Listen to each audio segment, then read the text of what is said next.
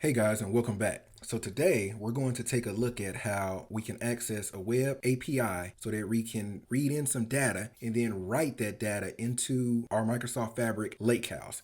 So the first thing that you want to do anytime that you work with any type of APIs is to go out to the documentation for that particular API. So today we're going to be working with a API that comes from the Open Movie Database website. So it's omdpapi.com. So looking at the website here, some of the main things that you want to look at here is one, just understanding the proper way for you to actually utilize this particular API. So we want to look at all of the different endpoints that are available for our usage. So we can kind of see down here that they have two separate endpoints here. One endpoint is going to bring me back data on our movie choices, and then the other endpoint is going to bring us back the poster images. We can scroll down a little bit more and you can kind of see some of the different parameters here for how you can reference things as a part of your particular endpoint. And then we get a section here where we can input some examples here so that we can see the type of JSON structures that is actually returned from our API here. So with all of that being said, let's jump back over here to my Microsoft Fabric workspace, and I have a blank workspace here called Movies. So the first thing that I'm going to do is I'm going to create myself a lake house here so that we can actually land our API data into this new lake house. So I'm just going to call this my Movies Lake House. And we'll give that just a few brief moments, and then we will have a brand new lake house that is up and ready to go. So then I'm going to use the data pipeline option here, and I'm going to name this pipeline load movie data to Lakehouse. And I will create that. And then once our canvas here is pulled up, I'm going to just exit out of this really quick. And then I am just going to utilize the copy data activity here, and I'm going to add this into my canvas here. All right, so now I want to start to configure this. So I'll just give it a quick name. Let's once again call this load movie data. And for my source, I am going to utilize a external source. We'll just click on the new here. And then I want to reference a REST API here. So I will choose the REST protocol here. We will click on continue. And now we're going to start to actually configure this. So it's going to require me to enter my base URL that I want to use for my API. So if I come back over here to the documentation, once again, I can kind of look at the different endpoint names that we have available here. So we can see our base URL is going to be listed right here. And then we can also see that I have to reference a API key. And then I also have to reference one of the parameters, which are all listed down here for our choosing. And most of these are actually optional. The first two here are both optional, but you do have to choose one or the other here. So for our use case today, we're going to be using this T parameter right here so that we can search for an actual movie title. So I'll come back over here really quick and I will put in my base URL. I'm going to create a new connection, and for right now, I'm going to use the authentication key as anonymous. So let me go ahead and create this connection here.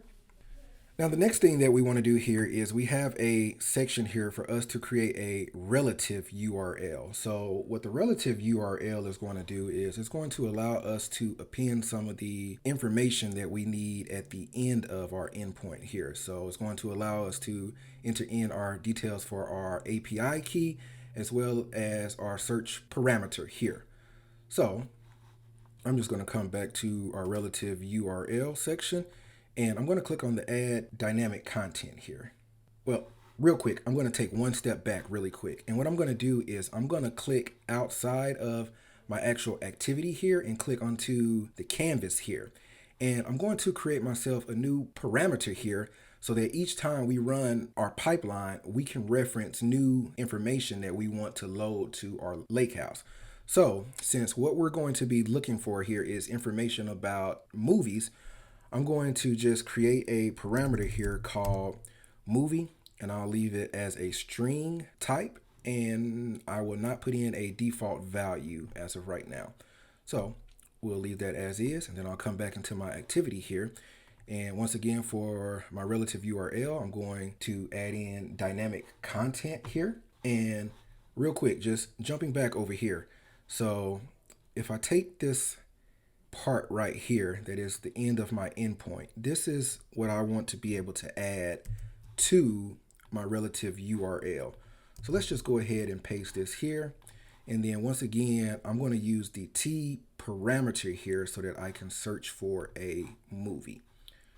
So I'm also going to use T equals, and I'm just going to move that down really quick because I just want this part here for me to actually reference what I'm going to do.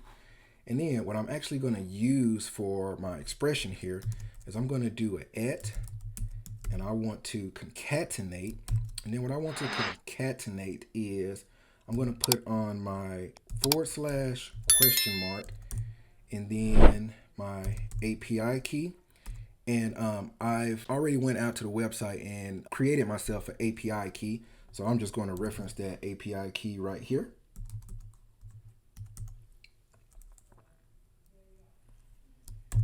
And then I'm also going to add in the T equals. And then what I want to add in here is my pipeline parameter that I created earlier. So I'm just going to reference my movie parameter right here. And that should be all that I need for this. So now I'll get rid of my reference data and everything looks good here. So we are good to go. So now my source data is all created here. So now I'll come over here to my destination tab. And I'm going to create a destination for a resource that is inside of my workspace. It's going to be a Lakehouse resource. And I'm going to choose my movies Lakehouse right here. And then the table name, I will just call this, let's just say movies table. And then really quick, I probably should have did this before we moved on, but if I come back to my source data here, I can actually click on the preview button right here just so we can test this out and make sure everything works as we expect. So what movie do we want to pull back? Let's look for Titanic. It's a pretty popular movie that most people, I'm sure, have seen. So we put that in, and now we can see the JSON that is returned for the movie Titanic. So we get some good information here, such as the title, the year, the rating, the release date, the runtime, directors, actors, awards, and so on. So the main thing here is that we just want to validate that we can actually connect to our API, and just to get a good view of what type of information is going to be returned to us from that particular API. So we're all good now. So our source is configured now. Our destination is configured now. So now we can actually start to run our pipeline to load this data. And I will save and run this really quick. And when it runs, it's going to prompt me here for a movie title. So once again, I'll just put in Titanic because the last time we only previewed the actual data, but we didn't load it into our Lakehouse. So I'm going to go ahead and load it this time. If we jump over to our output tab, we can kind of see the status of our job run right now. It is in progress right now. And if I just refresh this, it shouldn't take too long for it to actually go out and grab this one record and load it. And it looks like that succeeded now. So just before we go out and look at our data, let's just load in just a few more records real quick. So what's another good movie we can reference here? How about we do something like a classic movie here? Let's use The Godfather. I'll go ahead and click OK once again, and I'll let my pipeline go ahead and run to grab that data from our API and then load into our Lakehouse. Shouldn't take but about 15 seconds, give or take. So it's in progress now, and that ran again successfully. So once more, I'm just gonna do one more movie here, and this time I'll just do Batman. We'll go ahead and allow this to run.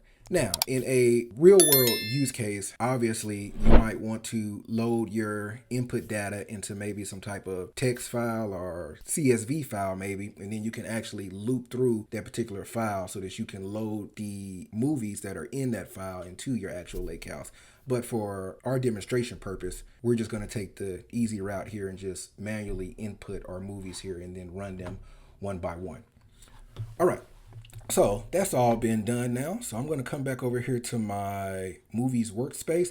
And this time I'm going to go into my SQL Analytics endpoint. And then once I'm actually inside of this endpoint, I'm going to create myself a new SQL query here. And let's just do a select distinct. I'll do all from, and what did I name my movie table? Movies table. Then I will go ahead and run this. And just like that, we can see that all of our movies that we actually access via the API, they are all listed here within our movies table. Now, one thing to note here is that we do, it does appear that each movie is entered here 3 times within here. So my guess is that whenever we called the API, it must have returned multiple different records. And within this data set here, there's at least one field that has some differences within it, which is why it brought back multiple different records here for each of our movie choices. So we can take more of a detailed look into this so that we can kind of see what exactly took place here. But for the most part, I just wanted to kind of walk you guys through how you can utilize a data pipeline to connect to a REST API, read that data from that particular API, and then load that data into a lakehouse.